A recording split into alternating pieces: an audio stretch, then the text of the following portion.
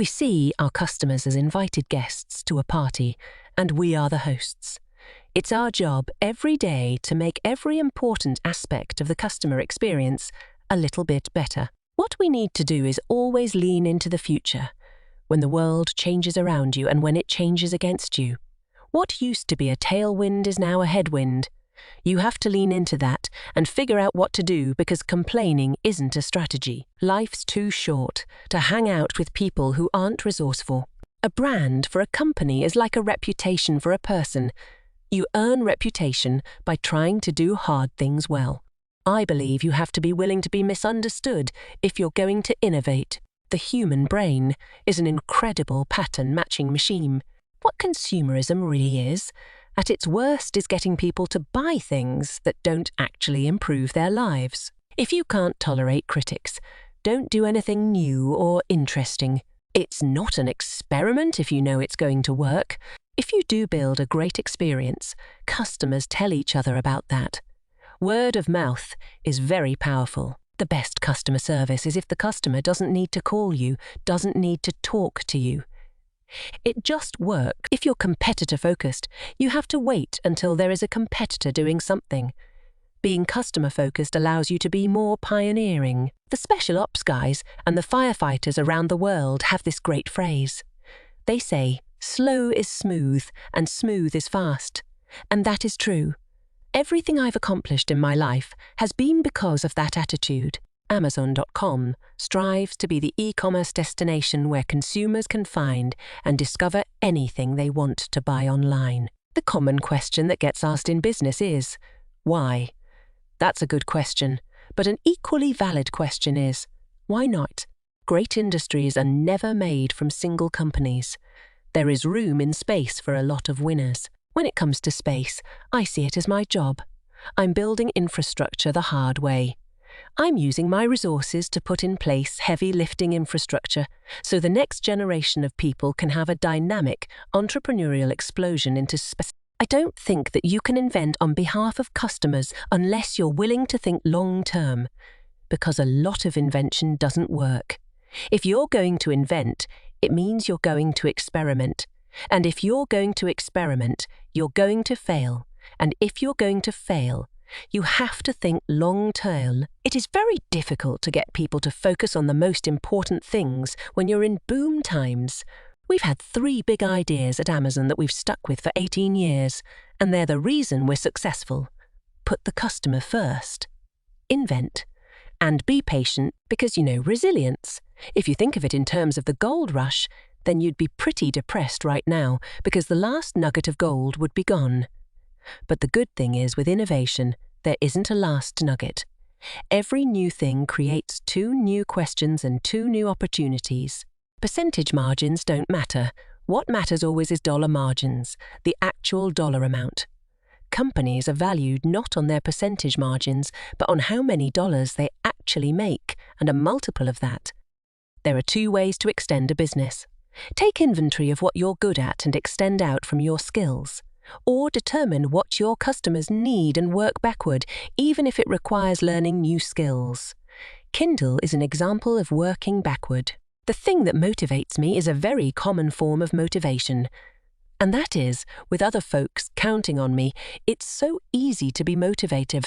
Our motto at Blue Origin is gradatim ferociter, step by step, ferociously. I think that, I'm a very goofy sort of person in many ways. The vision is to figure out how there can really be dynamic entrepreneurialism in space. You're not anonymous on our site.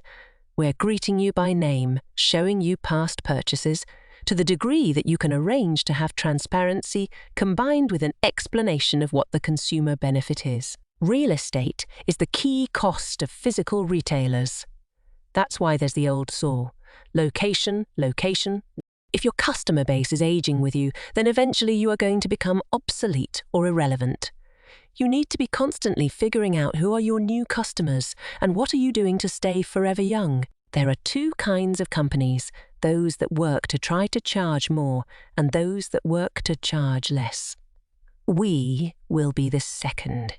A life of stasis would be population control, combined with energy rationing. That is the stasis world that you live in if you stay. And even with improvements in efficiency, you'll still have to ration energy.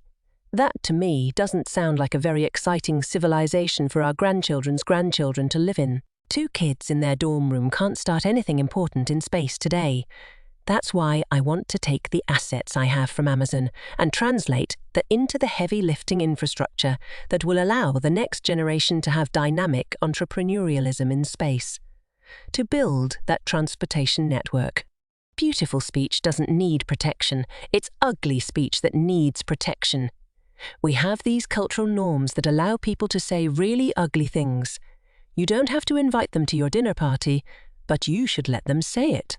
Humans are unbelievably data efficient. You don't have to drive 1 million miles to drive a car, but the way we teach a self-driving car is have it drive 1 million miles. The question really is, are you improving the world? And you can do that in many models. You can do that in government, you can do that in a non-profit, and you can do it in commercial enterprise. On the internet, companies are scale businesses, characterized by high fixed costs and relatively low variable costs.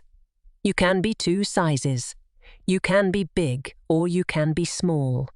It's very hard to be medium. A lot of medium-sized companies had the financing rug pulled out from under them before they could get big. If you only do things where you know the answer in advance, your company goes away.